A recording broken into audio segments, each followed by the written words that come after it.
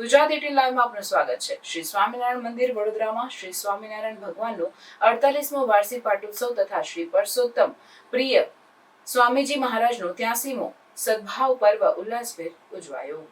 વિશ્વામિત્રી નદીના કિનારે વડના વૃક્ષોની વિપુલતાને કારણે વડોદરા વડપત્ર તરીકે જાણીતું બન્યું અને અહીંથી તેનું વર્તમાન નામ ઉદ્ભવ્યું। વડોદરા શહેરનું નામકરણ તેના ઇતિહાસ સાથે જોડાયેલું છે। વડોદરા પહેલા ચંદ્રાવતી, વીરાવતી અને વડપત્ર જેવા નામોથી જાણીતું હતું। પાછળથી તેનું નામ બરોડા અને પછી છેલ્લે વડોદરા થયું। સ્વામિનારાયણ મંદિર વડોદરા ખાતે સ્વામિનારાયણ ભગવાન ઘનશ્યામ મહારાજનો 48મો વાર્ષિક પાટોત્સવ ઉલ્લાસભેર ઉજવાયો હતો। આ ઉપરાંત શ્રી સ્વામિનારાયણ ગાદીના પંચમ વારસદાર વેદરત્ન આચાર્ય પુરુષોત્તમ પ્રિયદાસજી સ્વામીજી મહારાજનો 83મો સદભાવ પર્વ પણ પરમ ઉલ્લાસભેર ઉજવાયો હતો।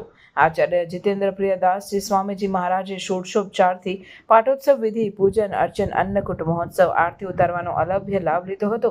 પરમ પૂજ્ય આચાર્ય જીતેન્દ્ર પ્રિયદાસજી સ્વામીજી મહારાજે આશીર્વાદ આપતા જણાવ્યું હતું કે ભગવાનમાં અનન્ય નિષ્ઠા અને દ્રઢ આશરો રાખી મનુષ્ય જીવનને સાર્થક કરવું જોઈએ, તો જ જીવનમાં શાશ્વત શાંતિ, અવિચળ સુખની પ્રાપ્તિ થાય છે। આ દિવસ અવસરનો લાભો દેશો દેશના હરિભક્તોએ ઉલ્લાસભેર લીધો હતો।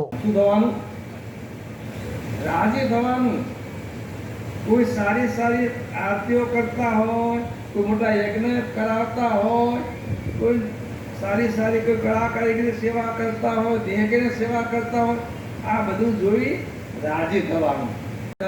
આવરણ હોય તો ક્યારે જુદા પડી જવાય કહેવાય નહીં। માટે મહારાજ કહે છે કે જો અમારો રાજીપો છે તો કદાચ આ લોકમાં દૂર રહેવું પડ્યું તો પણ અમારા ભેગો છે, અને જો રાજીપો નથી અને કાયમ ભેગો ને ભેગો પડ્યો છે તો પણ લાખો ગાઉ છેટો છે કે બંધુ મારે તમારે આપણે સૌએ વિચારવાનું છે। આપણું સ્થાન આગું પાછું હોય ના બંધુ, ઈર્ષા કરવાથી એને કઈ નુકસાન નહીં થાય, નુકસાન આપણને કોને છે? નુકસાન આપણને છે। માટે ઈર્ષા, અદેખાઈ, અસૂયા।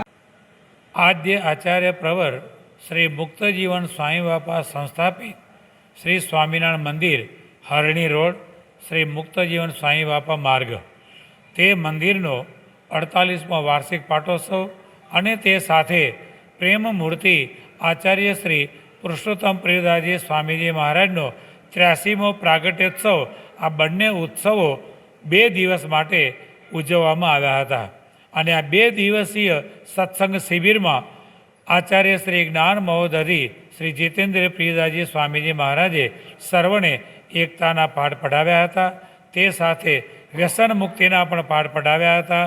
અને આપણો ભારત દેશ આવી રીતે એકતાના પાઠ શીખી અને એકતા કેળવી અને આપણે સૌ સાથે મળી અને આ ભગવાનનું ભજન કરીએ અને સાથે સાથે વ્યસન મુક્ત જીવન જીવી આપણા દેશને નિર્વ્યસની અને સંસ્કારી બનાવીએ એવા આદેશ સાથે આચાર્ય શ્રી જ્ઞાન મહોદધિ જીતેન્દ્ર પ્રિયદાસજી સ્વામીજી મહારાજે એક સૂત્ર આપ્યું કે આપણા ભારત દેશની નારી માત્ર ફેશન છોડી દે અને પુરુષ માત્ર વ્યસનો છોડી દે તો આપણો ભારત દેશ એકતામાં ખૂબ જ આગળ વધે।